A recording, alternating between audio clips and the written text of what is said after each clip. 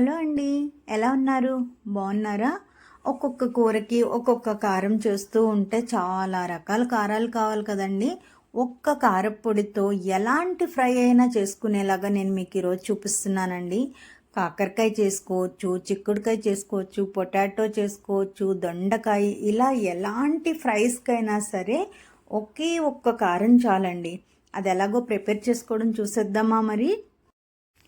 మీలో మన ఛానల్ని ఎవరైనా ఫస్ట్ టైం చూస్తున్నట్లయితే ఛానల్ని లైక్ చేయండి మరియు సబ్స్క్రైబ్ చేయండి.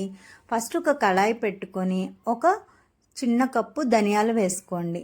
ఒక 20 వరకు ఎండుమిర్చి వేయండి. ఒక స్పూను జీలకర్ర. ఇవన్నీ బాగా వేయించాల్సిన పని లేదండి. జస్ట్ అందులో ఉన్న తేమ కొంచెం ఇంకిపోతే మనకి మిక్సీలో వేసుకున్నప్పుడు పర్ఫెక్ట్గా కోర్స్గా పౌడర్ అవుతుంది. అందుకోసమే కొంచెం వేడి చేస్తున్నాం అంతే. ఇందులో ఒక 20 వరకు వెల్లుల్లి రెబ్బలు, రుచికి తగినంత ఉప్పు కూడా వేసి జస్ట్ ఒక్క నిమిషం పాటు తేమంతా పోయేంత వరకు వేడి చేసి మిక్సీ జార్లోకి తీసేసుకోండి. మిక్సీ జార్లోకి తీసుకున్న తర్వాత దీన్ని చల్లార్చనివ్వండి. చల్లారిన తర్వాత కోర్సుగా గ్రైండ్ చేసుకోవాలి. అంటే మెత్తని పొడి చేసేసుకోకుండా కొంచెం బరకగా ఇలా పౌడర్ చేసుకోవాలి. చూడండి, ఇక్కడ చూపిస్తున్నాను కదా, ఇలాగా.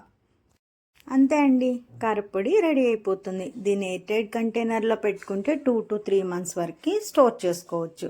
ఎలాంటి ఫ్రైస్కైనా సూపర్ టేస్ట్ ఉంటుందండి. మీరు ఒకసారి ఇలా ట్రై చేయండి. మీకు ఎలా అనిపించిందో కామెంట్ చేసి చెప్పండి. నచ్చితే లైక్ చేయండి, సబ్స్క్రైబ్